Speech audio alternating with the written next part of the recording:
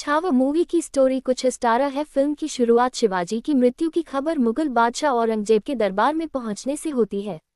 उनके सलाहकार मराठा प्रतिरोध के पतन की आशंका जताते हैं, जबकि औरंगजेब एक दुर्जय दुश्मन के नुकसान को स्वीकार करते हुए जश्न मनाने का आदेश देता है। हालांकि नेतृत्व पहले ही शिवाजी के बेटे संभाजी को सौंप दिया गया था। मुगल प्रशासनिक और वाणिज्यिक केंद्र बुरहानपुर पर अचानक मराठा हमला होता है। खान जमान के नेतृत्व में और बिना तैयारी के रक्षक हमले से अभिभूत हो जाते हैं। युद्ध के बीच में संभाजी एक गुप्त कक्ष में गिर जाते हैं जब वे एक जाल के दरवाजे पर पैर रखते हैं, जहां उनका सामना एक शेर से होता है जो बार बार उन पर हमला करता है। अपने नंगे हाथों से जानवर के जबड़े खोलकर उसे परास्त करते हुए वे कक्ष से बाहर निकलते हैं और खान जमान के साथ द्वंद्व युद्ध जीतते हुए दिखाए जाते हैं। मराठों ने फिर मुगल खजाने को जब्त कर लिया, जो सीधे शाही सत्ता को चुनौती देता है। दिल्ली में रिपोर्ट आने पर औरंगजेब को एहसास होता है कि मराठा प्रतिरोध अभी भी बरकरार है। वो उन्हें कुचलने के लिए एक विशाल सैन्य अभियान शुरू करता है। इस बीच संभाजी का उनकी पत्नी येसुबाई द्वारा गर्मजोशी से स्वागत किया जाता है, जबकि मराठा दरबार में गुटबाजी बढ़ती है, जिसमें षड्यंत्रकारी संभाजी के सौतेले भाई राजाराम को शासक बनाने का प्रयास करते हैं। औरंगजेब की सेना आगे बढ़ती है और उसके अधीन किए गए अत्याचारों का संक्षिप्त उल्लेख किया जाता है। कूटनीतिक वार्ता तब शुरू होती है जब मुगल राजकुमार मिर्जा अकबर औरंगजेब के खिलाफ विद्रोह करने में संभाजी की सहायता मांगता है। संदेह करते हुए संभाजी अपनी सौतेली मां सोयराबाई और राजकुमार के बीच गुप्त संचार को उजागर करता है। उसे उखाड़ फेंकने की साजिश का खुलासा होता है और गद्दारों को हाथी के कुचलने वाले वजन के नीचे मार दिया जाता है।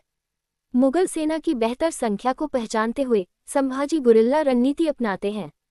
दक्कन का चुनौतीपूर्ण इलाका मुगलों के लिए विनाशकारी साबित होता है, जिससे उन्हें भारी नुकसान होता है।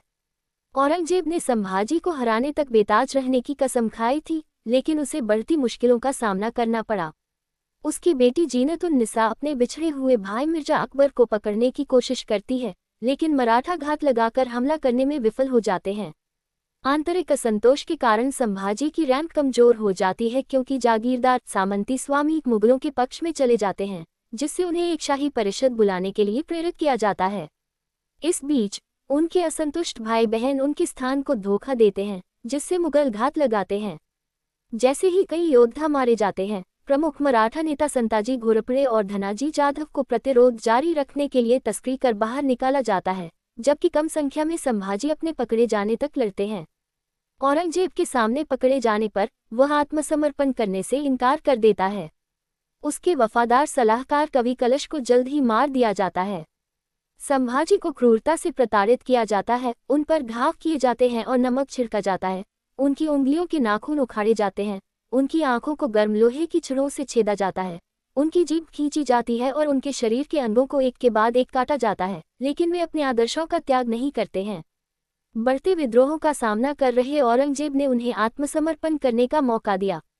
संभाजी विद्रोही बने रहे और उन्होंने घोषणा की कि स्वराज स्वशासन के लिए संघर्ष पूरे साम्राज्य में फैल गया है। संभाजी की फांसी के बाद येसुबाई ने राजाराम को अगले छत्रपति के रूप में ताज पहनाया, जिससे प्रतिरोध जारी रहा।